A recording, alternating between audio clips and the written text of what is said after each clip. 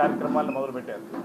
ఇలా చూసుకుంటే మేము తీసుకున్నటువంటి ఇనిషియేషన్ వల్ల కేవలం పర్యాటక రంగం అనేటప్పటికీ గతంలో మనం చూసాం ఆ పర్యాటక మంత్రులు చేసిన పని అప్పుడుకి ప్రతిపక్ష నాయకులుగా ఉన్నటువంటి చంద్రబాబు నాయుడు గారు పవన్ కళ్యాణ్ గారి మీద వ్యక్తిగత దోషులకే వాళ్ళు పరిమితం చేశారు తప్పితే ఏనాడు ఒక అభివృద్ధి పదంలో నడిపించడానికి ఎంత అద్భుతమైనటువంటి సౌందర్యాలు ఉన్నట్టు నాడు కృషి చేయలేదు. ఇవాళ మీరే గమనిస్తున్నారు, ప్రతిరోజు కూడా పర్యాటక రంగాన్ని అభివృద్ధి చేయడానికి చేసే ప్రయత్నం. దాంతోపాటు ఇవాళ ప్రభుత్వం తీసుకున్నటువంటి ప్రత్యేకమైనటువంటి కార్యక్రమం పబ్లిక్ ప్రైవేట్ పార్ట్నర్షిప్ అనేటువంటిది. కేవలం ప్రభుత్వం అన్ని కార్యక్రమాలు చేపట్టలేదు కనుక ప్రభుత్వం ఎటు కూడా కొత్త పర్యాటక పాలసీ ద్వారా కానీ పరిశ్రమల హోదాను కల్పించిన విధానంలో కానీ ఎవరైనా ప్రైవేట్ పెట్టుబడిదారులు వచ్చి అక్కడ మేము కొన్ని కార్యక్రమాలు టూరిజం సంబంధించి చేస్తూ ఉంటే వాళ్ళకి ఇవ్వాల్సినటువంటి రాయితీలన్నీ ఇచ్చే విధంగా క్యాపిటల్ ఇన్సెంటివ్స్ అంటాం, ఆ క్యాపిటల్ ఇన్సెంటివ్స్ ఇచ్చే విధంగా మేము ఈ పాలసీని తీసుకురావడం జరిగింది. దాంతోపాటు ఎక్కడికెక్కడ రీజనల్ వైజ్గా పెట్టుబడిదారుల సదస్సులు పెడతా ఉన్నాం. ఢిల్లీలో కూడా పెట్టాం, రేపు హైదరాబాదు, చెన్నై, బెంగళూరులో కూడా పెడతాం.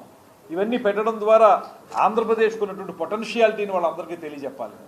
ఇప్పటి వరకు మనకు ఉన్నటువంటి బూతులు పొటెన్షియాలిటీని చెప్పగలిగాం, కానీ మన మంత్రులు, గత మంత్రులు ఆంధ్రప్రదేశ్కు ఉన్నటువంటి నిజమైన పర్యాటక పొటెన్షియాలిటీని చెప్పలేకపోయారు. ఇవాళ మేము ఆ కార్యక్రమాన్ని చేపట్టాం. స్థానికంగా, ప్రాంతీయంగా ఈ కార్యక్రమాలు చేయడంతో పాటు దేశీయంగా, అంతర్జాతీయంగా కూడా ఈ పొటెన్షియాలిటీని చూపించడానికి వీలుగానే రేపు 4, 5, 6 తారీఖుల్లో బెర్లిన్లో జరిగేటువంటి కార్యక్రమంలో కూడా పాల్పంచుకుంటా ఉన్నాను. దీంట్లో భాగంగా ఒక పక్కన వారందరినీ ఆకర్షించే విధంగా కార్యక్రమాలు చేయటం, దాంతోపాటు రమారమి ఒక 30 మంది పెట్టుబడిదారులతో ప్రత్యేకంగా సమావేశం కాబోతున్నాను. నేను కానీ, ఎండీ గారు కానీ మేము సమావేశమై ఆ 30 మందిని కూడా ప్రత్యేకంగా మనకి తప్పనిసరిగా ఆంధ్రప్రదేశ్ వచ్చి వాళ్ళు టూరిజం యాక్టివిటీస్ చేపట్టాలనేటువంటి ఆలోచనను కూడా మేము చేపడతా ఉన్నాం.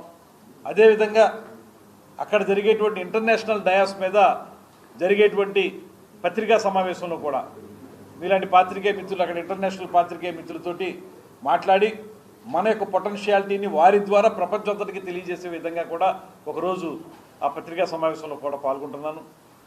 దాంతోపాటు మనకి డయాస్ మీద కూడా, మెయిన్ డయాస్ మీద కూడా ప్రత్యేకించి ఆంధ్రప్రదేశ్ యొక్క ఏ రకమైనటువంటి ఎకో టూరిజం కానీ, వెల్నెస్ టూరిజం కానీ, పిలిగ్రమ్ టూరిజం కానీ, ముఖ్యంగా మన ప్రాంతంలో బౌద్ధ ఆరామాలు, ముఖ్యంగా బుద్ధిస్ట్ కల్చర్ ఏదైతే ఉందో అటు వైజాగ్ దగ్గర ఉన్నటువంటి ప్రాంతాలు, ఇటు అమరావతి దగ్గర ఉన్నటువంటి ప్రాంతాలు, బుద్ధిస్ట్ కల్చర్ని డెవలప్ చేయడానికి ఏదైతే ఉన్నాయో అవి కూడా అక్కడ అంతర్జాతీయ వేదిక మీద తెలియజెప్తాం.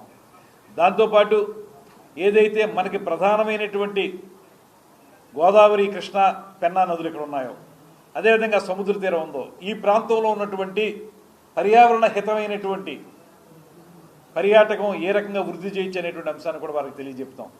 దాంతోపాటు సస్టైనబుల్ టూరిజం డెవలప్మెంట్ అనేటువంటి దాని మీద మేము ప్రత్యేకంగా దృష్టి పెడతా ఉన్నాం. అంటే ఏదో ఒక రోజు కార్యక్రమం చేసేయటంలా కాకుండా ఒక కార్యక్రమం, ఒక టూరిజం కార్యక్రమం ప్రారంభిస్తే అది 10 కాలాల పాటు నిలబడి మన ఆంధ్రప్రదేశ్ని ఒక పక్కన ఆహ్లాదం ఇచ్చేటువంటి ప్రాంతంగాను, మరో పక్కన ఆదాయాన్ని కూడా తీసుకొచ్చే ప్రాంతంగా ఎలా డెవలప్ చేయొచ్చు అనేటువంటి దాని మీద మేము ప్రత్యేకమైన దృష్టి పెడతా ఉన్నాం. అదేవిధంగా బాధ్యతాయుతమైనటువంటి పర్యాటకం, అంటే ఎక్కడా కూడా పర్యావరణానికి విధ్వంసం కలిగే విధంగా కాకుండా ఒక రెస్పాన్సిబుల్ టూరిజం యాక్టివిటీ అంటాం, ఆ యాక్టివిటీని టేకప్ చేయడానికి కూడా మేము ఈ విషయాలను కూడా అక్కడ చెప్పబోతున్నాం. మొత్తంగా చూసుకుంటే ఈ 4-5 రోజుల కార్యక్రమంలో దాంతోపాటు విడిగా ఇన్వెస్టర్స్ మీట్లు,